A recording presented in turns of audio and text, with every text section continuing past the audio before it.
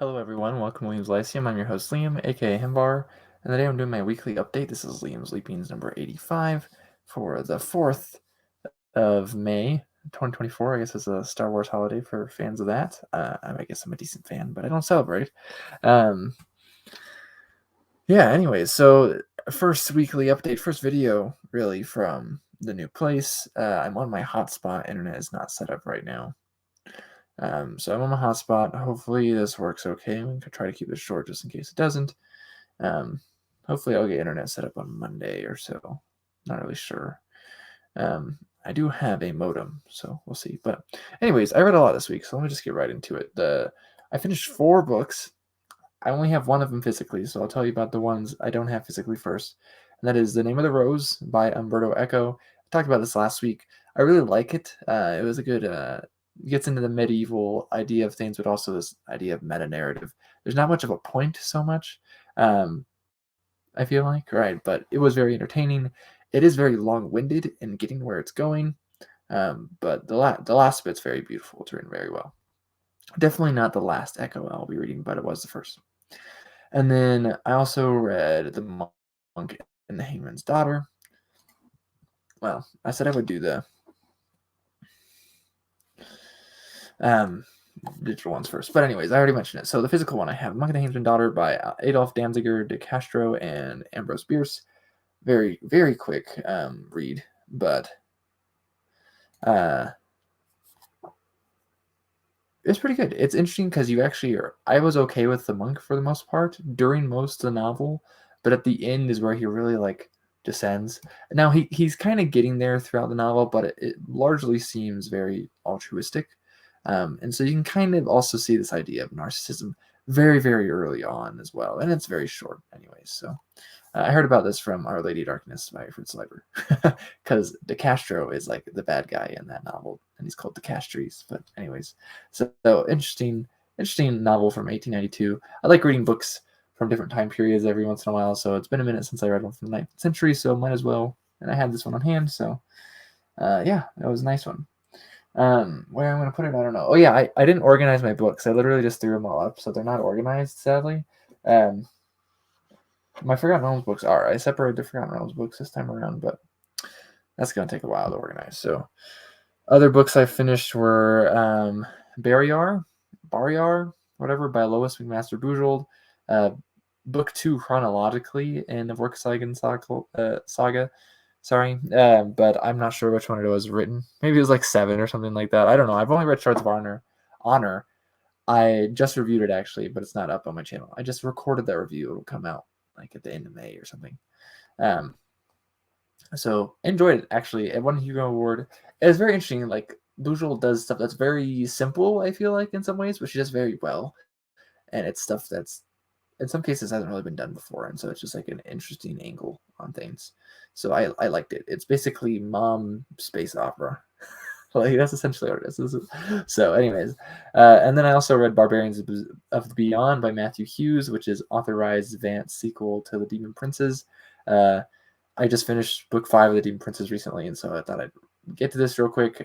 It's kind of a revenge story. It's not as much; it's a lot more satisfying than revenge is, right? So, and it's about a woman character named Morwen. But she is also related to this Mount Pleasant raid, whatever, in the Demon Princess. So it's pretty interesting, pretty short. Matthew Hughes is interesting. I like to read more by him. So I do have one book by him. I don't remember what it's called though. Some Dying Earth novel. So, but I'm glad to read that. I mean, I like Vance stuff and Vance adjacent stuff. Like I read A Quest for Symbolists, which was authorized Kugel sequel before Kugel's Saga was written by Vance, but Question Bliss was good by Michael Shea, of course. So, and then the other books I've read. Let's see, I have a stack right here, so let's go over those. First, Woden. I'm still reading this. Very interesting stuff. Like I heard that Harlequin likely comes from the Old English Herleking, like king, king, and that is another name for Woden. Might be related to some German phrase. I'm forgetting. I'm forgetting it right now. Anyways, so interesting. I haven't read much of this, but The Making of Chaucer's English, very wordy as English texts tend to be for some reason. I mean, I like how much it makes you think in this case it does. A lot of English texts are very straightforward and they're just very just opinions. But like a lot of history texts are just telling you the history, right? And so that's why I like reading philology texts, because you learn a lot when you're reading them. This is kind of philological. So um, in the intro, he talks about he's relying on philology a lot, but then he doesn't mention it like again so far. So, but he's using it. He just doesn't mention it. It's a dirty word, I guess, in English majors. And then Song of the Cathar Wars. I barely finished William of Tudella's parts. The introduction, the translator says that William of Tudela is a good poet when he's writing, but the anonymous poet that continues the story afterwards is a great poet, is a fantastic poet. I've only read a little bit of that second part so far, but I would agree, actually. It's considerably better. Like, the first stuff is not bad, but so far, the second author just got away with words. Even though I'm reading this in translation, you can really tell. So those 3 academic books. I also did continue with Arthur and Merlin. I've read the first 3,000 lines now. It's about 9,000, so we'll see when I finish that. I've read about, I don't know, 3,600 lines or something like that. So, and then I'm also reading, let's see, I just have this one in front of me. So, Child of Flame by Kate Elliott, book 4 in Crown of Stars. For the buddy read Crown of Stars that Nico from Nico's Book Reviews is putting on, this was April's. So I started the last day of April. So I'm not quite done yet. It's very hefty. This is one of the epic fantasy series I'm trying to read this year. Last year I did Rune Lords and Deathgate Cycle. And this year I'm going to try to finish Malazan Book of the Fallen and this. So this is book 4. There's only 7 of this one. And Malazan Book of the Fallen, since I just finished Toll of Hounds last week, I only have 2 more books left. So hopefully I'm on track to finish these. These are heftier, I feel like. Rune Lords, while epic fantasy, actually generally the books are rather short. And same with Deathgate Cycle. They're not very large books. So they're not very short, I guess, but they're not very large either.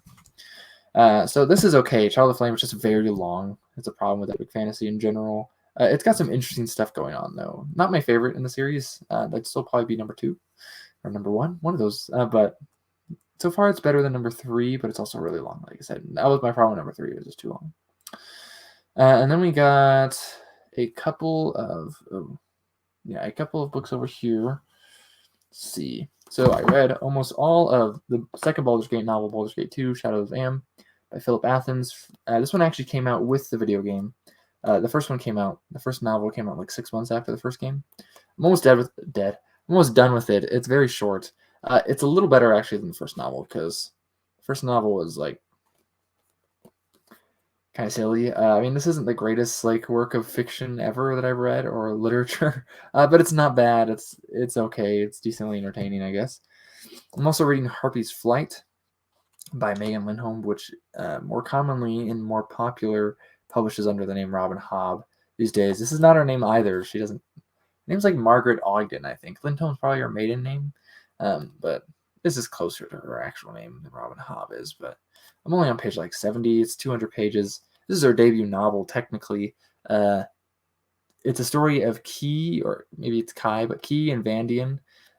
They're kind of sword and sorcery-esque duo. First story came out in 79, which I've read, Bones for Dulath. That's in Amazon's, edited by Jessica Samuelson. This is 83, came out, so it wasn't very well received. It doesn't seem like it's very popular at all. I have thoughts, but we'll see what they turn into when I'm done. So, but I am enjoying it so far. It's not like a favorite, but I'm enjoying it. And then the other one I'm enjoying actually a decent amount. I'm almost done with this one as well, just like Balder's Gate, is Pavane by Keith Roberts. I've had this one for over 2 years. I remember Raph Bluetex made a video about it in March of 2022, and then I bought the book, and I haven't read it until now. So, fantastic. I'm loving it. It's essentially a fix-up novel. Each chapter is called a measure because it's a pavane, right, which is a type of dance for those unaware. A dance to music, right, obviously. And it's really good. I like it. It's alternate history mostly. And it's kind of like proto-steampunk. It gets the label sci-fi. We'll see. I'm not quite to the end yet. It doesn't feel very sci-fi. Kind of feels like a folk story. It's very mundane in a lot of ways, but very good, honestly. Really good. I have a lot of thoughts about this, but my review will probably come out in 5 months, so that's a shame. But I'm not quite done with it yet, anyways. So I'm on the last measure, and then there's a coda afterwards. So, but I'm very much enjoying Pave. I'm very glad to be reading that. So, the only other, let's see, I read a short story. Triapa 9 just came out at the beginning of this month, and I made a little amateur press magazine thing for it. First time since the new year, I think, or maybe I had one in January. I can't remember. I've been pretty busy. And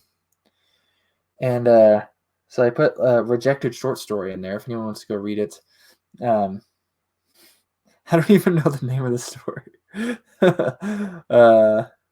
Let's see if I can find the name of the story for you guys.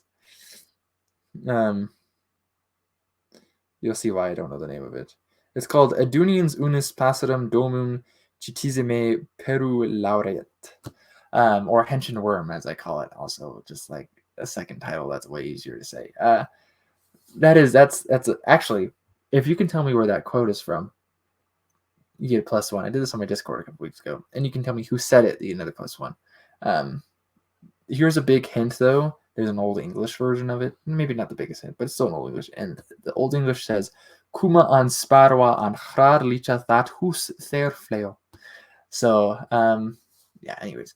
I thought it'd be work. And so, anyways, you can go read that for free on Triapa. I'll try to link that Triapa down below, so you can go read it. But I read one story from Triapa because a lot of people put in their rejected flash fictions because New Edge Sword and Sorcery had their flash fiction thing. I submitted another one that has not been rejected yet, but I read the first one. It's Eston the Pale and Eston Cutnose, which is by Neil Wilcox. Which is just kind of funny story, very short, again, flash fiction about two guys named Eston. So, yeah. Anyways, and then the only other thing I think I have is I got one book this week. Came out on the 2nd, I think. That is the first King Blades from Whetstone, or well, Spiral Tower Press. Right, you can see the Spiral Tower. I have this mug with that logo on it. But Matt Holder's Hurled Headlong Flaming, or The Bishop's Tale. Their new novella line, King Blades. So I have a novella coming out. Hopefully it's coming out at the end of this month. I don't have the final artwork yet. I haven't had an update on the artwork actually about 2 weeks. So novel's ready to go. I did do one change a couple days ago that I need to upload into the Kindle, into the Amazon page. Not a very important change, but just a 1-word change. Literally 1 word. So, yeah, anyways, pretty much done. I don't know. I should probably send out arcs to people. I got one blurb for it. I sent it to 3 people for blurbs. They know who they are. I only got one of them so far, which is a good blurb. So, anyways, so I'm looking forward to reading this. I'd like to read this ASAP, basically, so I can get a review out for it as well. So, anyways, let me know what y'all have been up to. I'm really tired. My back hurts. I have to run the line again tomorrow at work, so see how that goes. But life is good, I guess. I mean, one day I will get a job that I really enjoy, so we'll see how that goes. I guess we're getting there. You guys have been watching me. When I started this channel, I only had an associate's degree, so I was not in school at the moment. So, but anyways, this is the second move I've gone through on this channel as well, which had a very big delay if anyone was around for that, I didn't make like any videos. I made a couple reviews around the time I moved, but that was about it. Anyways, Liam from Liam's Lyceum. I will catch you next time.